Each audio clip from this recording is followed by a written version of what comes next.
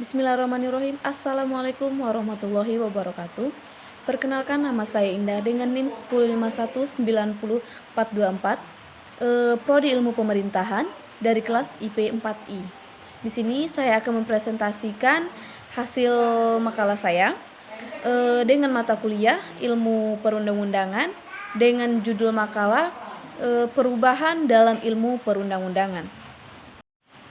Di mana pada materi sebelum-sebelumnya kita mengetahui bahwa ilmu perundang-undangan itu adalah ilmu yang mempelajari seluk-beluk yang berkaitan dengan seperangkat peraturan perundang-undangan yang dikaji dengan disiplin ilmu tata hukum mengenai teknik, materi muatan, asas-asas bahasa hukum terdapat perancangan peraturan perundang-undangan. Karena sebenarnya objek dari ilmu perundang-undangan ini adalah bagian dari ilmu hukum tata negara. Nah, dalam artian umum, oleh karena itu, metode dan juga pendekatannya tidak jauh berbeda dengan metode pendekatan pada ilmu hukum tata negara. Peraturan perundang-undangan harus mempunyai kriteria sebagai berikut. Yang pertama, yaitu bersifat tertulis. Yang kedua, mengikat umum. Yang ketiga, dikeluarkan oleh pejabat dan juga lembaga yang berwenang. Nah, dalam pasal 1 ayat 3 Undang-Undang Negara Republik Indonesia tahun 1945 ditegaskan bahwa negara Indonesia ini adalah negara hukum. Nah, hal tersebut bermakna bahwa Indonesia ini bukanlah negara yang berdasarkan atas kekuasaan.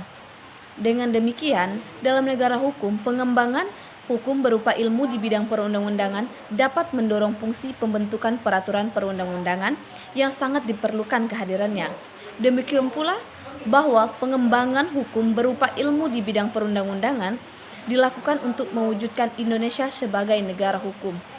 Dan dalam hubungan ini, negara berkewajiban melaksanakan pembangunan hukum nasional yang dilakukan secara terpadu, terencana, dan berkelanjutan dalam sistem hukum nasional yang menjamin perlindungan dan hak kewajiban segenap rakyat Indonesia. Nah, berdasarkan Undang-Undang 1945 tersebut.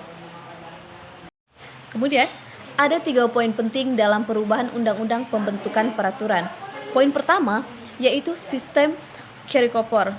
Nah, di mana sistem ini berkelanjutan pembahasan rumusan undang-undang yang tidak rampung atau selesai di DPR periode sebelumnya didasarkan pada kesepakatan kedua belah pihak. Kemudian, poin kedua yaitu ketentuan mengenai pemantauan dan peninjauan terhadap undang-undang. Yang poin ketiga yaitu terkait pembentukan kementerian atau lembaga yang menyelenggarakan urusan pembentukan peraturan perundang-undangan di internal pemerintahan. Nah, mengapa dalam peraturan perundang-undangan itu ada perubahan Undang-Undang Dasar 1945? Nah, perubahan ini bertujuan untuk menyempurnakan aturan dasar seperti tatanan negara, kedaulatan rakyat, hak asasi manusia, pembagian kekuasaan, eksistensi negara demokrasi, dan juga hukum. Perubahan Undang-Undang Dasar harus diikuti oleh perubahan budaya masyarakat, perubahan budaya birokrasi yang kondusif untuk pelaksanaan nilai-nilai konstitusi untuk menjadi bangsa yang sejahtera dan juga bermartabat. Sebab tanpa perubahan budaya tersebut, jurang pemisah antara harapan dan kenyataan akan tetap lebar. Kemudian, bangsa Indonesia harus bergerak dari regulasi ke implementasi secara konsisten dengan kecerdasan menangkap peluang-peluang yang terbuka di hadapan kita.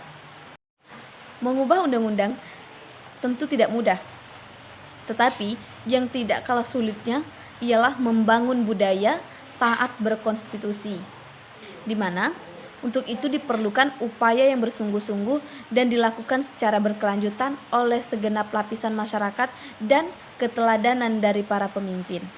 Baiklah, sekian yang dapat saya sampaikan tentang makalah saya kali ini. Saya ucapkan terima kasih banyak dan mohon maaf jika terjadi banyak kesalahan. Wassalamualaikum warahmatullahi wabarakatuh.